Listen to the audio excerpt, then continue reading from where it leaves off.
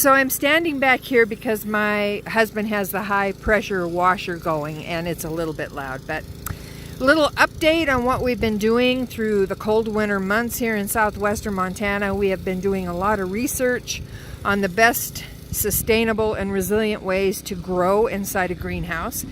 And I found this wonderful channel on YouTube, and I'm not going to go into all the details about how you use these wicking tubs to grow produce and conserve on water. You can check this channel out yourself. I'll post the link below. It is Gardening with Leon. And Leon is a master gardener sharing his knowledge. I think he's in his 80s. Just has a deep passion for doing things cheaply, economically, and correctly. And that is keeping stuff out of the landfill. So if you don't know what these big orange tubs are, some are 20-gallon tubs. They are containers that ranchers use. They come with molasses in them for cattle. So once they're done, they just stack them up and then they go to the landfill. We contacted one of the local ranches that is a neighbor to us, and they said they had a bunch, take as many as you need. So we got our hands on about 130, 140 of them. Because they're chock full of molasses, they take a little cleaning. So this is day 3.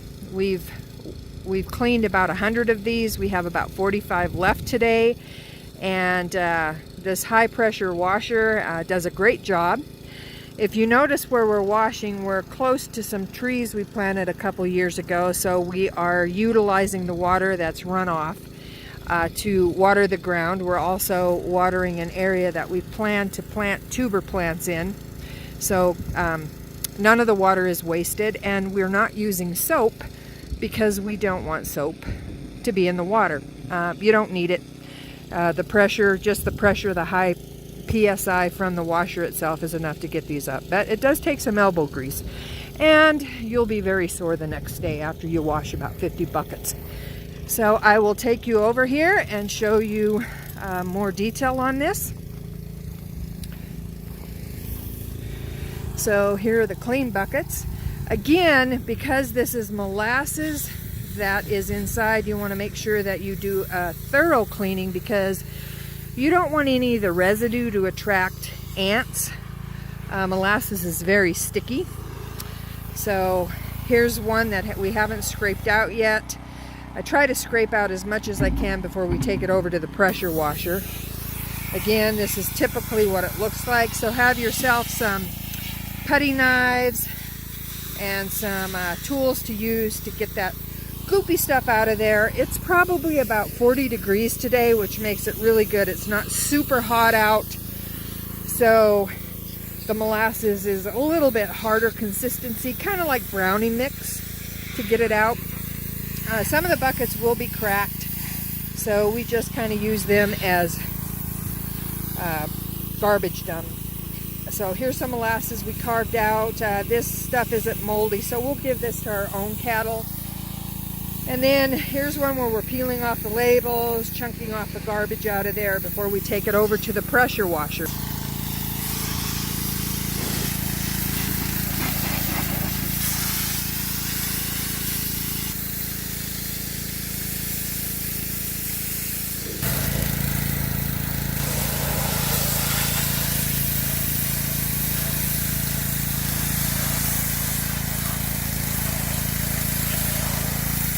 Put this on Outlaw here so you can look at him. He's watching the backfield.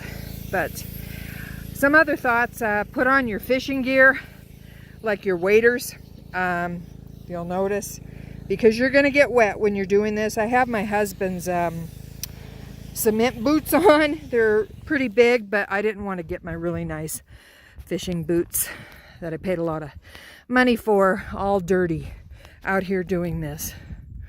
Oh, must see. Gophers are out.